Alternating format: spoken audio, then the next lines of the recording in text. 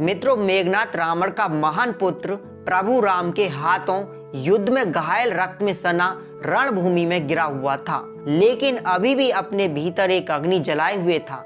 उसी समय त्रिजटा रणभूमि में प्रवेश करती है। वह त्रिजटा जिसने माता सीता को उनके दुख में सांत्वना दी थी और जिसने स्वप्न में लंका के विनाश देखा था। चित्रजटा ने कहा, मेघनाद, प्रभु राम के बाणों ने तुम्हें घायल कर दिया, फिर तुम क्यों मुस्कुरा रहे हो? तेरे प्राण धीरे धीरे शरीर को छोड़ रहे हैं और तुम हंस रहे हो।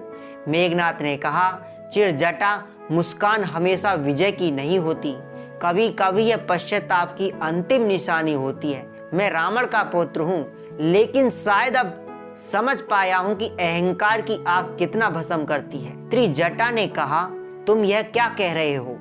तुम तो वही हो ना जिसने देवताओं तो को परास्त कर दिया था, जिसे स्वयं इंद्र ने आशीर्वाद दिया था। आज अचानक तुम्हारे शब्द इतने कमजोर क्यों लग रहे हैं? मेघनाद ने धीमी आवाज में कहा, त्रिजटा, तुमने एक बार स्वप्न देखा था कि लंका जल रही है और रावण भूमि पर गिरा हुआ है। क्या तुम्हें पता है, वह स्वप्न केवल भविष्यवाणी नहीं था, वह श्राप था जो मेरे जन्म के साथ लिखा गया था। त्रिजटा ने कहा, श्राप? किसका श्राप? मेघनाद ने कहा, यह रहस्य अब तक मैंने किसी को नहीं कहा, यहाँ तक कि रावण से भी नहीं, पर अब जब मृत्यु मेरे चरणों के पास बैठी है, मैं यह बोझ अपने साथ नहीं ले जा सकता। मेघनाद ने गहरी सांस ली और बोला, त्रिजटा, मेरा जन्म देवताओं की हार का परिणाम नहीं था।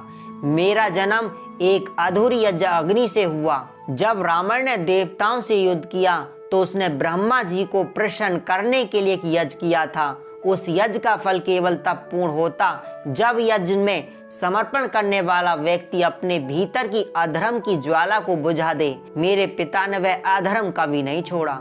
उस अपूर्ण यज्ञ की अग्नि से ही मेरा जन्म हुआ और इसीलिए मैं अधर्मी योद्धा बना। त्रिजटा चौंकी, अधर्मी तुम तो ब्रह्मास्त्र के ज्ञानी थे, तुम तो शिव के भक्त थे।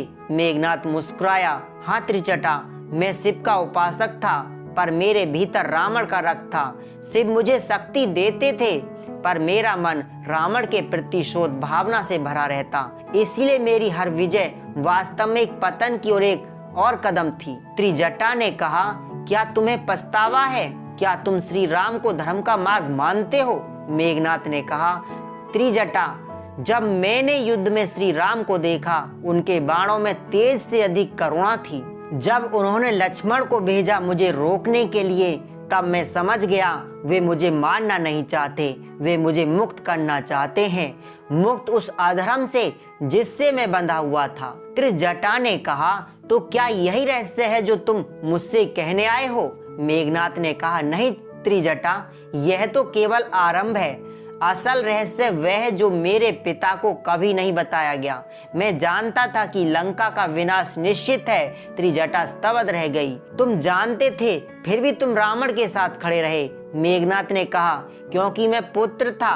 एक पुत्र का धर्म होता है कि पिता की रक्षा करना, चाहे वह पिता धर्म के मार्ग पर हो, परंतु एक क्षत्रिय धर्म होता है सत्य की रक्षा करना। मैं इन दो धर्मों के बीच फंस गया और यही मेरा सबसे बड़ा पाप है।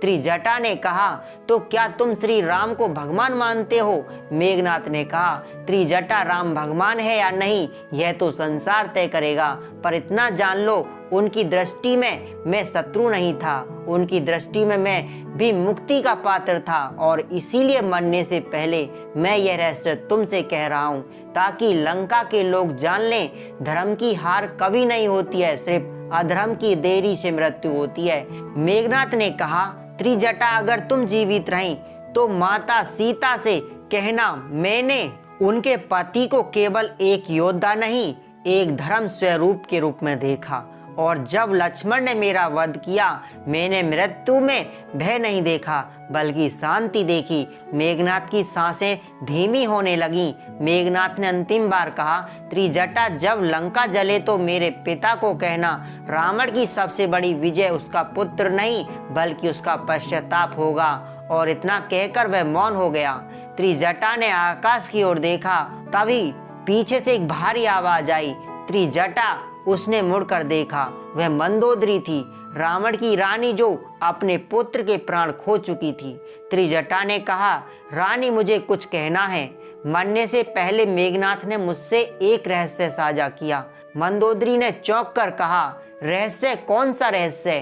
त्रिजटा ने कहा, वह कह रहा था कि उसका जन्म एक अधूरे यज्ञ से हुआ और वही यज्ञ आज लंका के पतन का कारण बनेगा।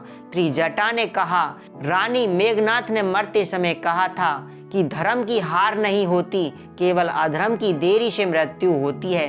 क्या आपको लगता है वह यह कहकर श्री राम के धर्म को स्वीकार कर गया? मंदोदरी ने आंसू पोंछते हुए कहा, मेघनाथ रावण का पुत्र था, पर उसकी आत्मा किसी साधु की थी। वह जानता था कि श्री राम केवल एक राजा नहीं, एक सत्य का प्रतीक है। काश रावण ने यह समझ लिया होता। त्रिजटा ने कहा, रानी, क्या आप यह रहस्य रावण को बताएंगी? मंदोदरी ने भारी स्वर में कहा, नहीं त्रिजटा, अगर मैं उसे बताऊंगी तो उसका पुत्र मृत्यु से पहले राम को धर्म का प्रतीक कह गया तो वह स्वयं अपनी आत्मा को जला देगा। त्रिजटा ने कहा, फिर क्या यह रहस्य मैं किसी को भी न बताऊं? मंदोदरी ने कहा, नहीं त्रिजटा, तुम सहज लो, जब लंका राख हो जाए और केवल राख में सत्य रह जाए तब यह रहस्य कह देना। शांति में सुनाई देती है, अहंकार के शोर में नहीं। त्रिजटा ने सिर झुकाया और प्रतिज्ञा करती हूँ कि रानी मंदोदरी, जब तक लंका की आखिरी दीवार खड़ी है मैं इस रहस्य को अपने हृदय में रखूंगी, और जब वह दीवार गिर जाए तब त्रिजटा ने कहा, तब मैं यह रहस्य उस स्त्री को बताऊंगी जो सदा सत्य की प्रतीक रही। सीता माता को मंदोदरी ने सिर हिलाया। तुम सही कहती हो, सीता ही वह जो इस रहस्य को धारण कर सकती है। उस रात त्रिजटा ने महल की सबसे ऊंची छत पर जाकर लंका की ओर देखा। हर दिशा में धुआं था, हर द्वार पर सन्नाटा। उसने आकाश की ओर देखा और कहा, हे राम। उस रात त्रिजटा ने एक नई प्रतिज्ञा ली कि जब रावण का अंत होगा वह सीता के पास जाकर मेघनाथ का अंतिम रहस्य बताएगी। दोस्तों, वीडियो आपको कैसी लगी कमेंट बॉक्स में जरूर बताइएगा और साथ में वीडियो को हाइप और लाइक कर दीजिए और साथ में चैनल को सब्सक्राइब कर दीजिए। नमस्कार मित्रों।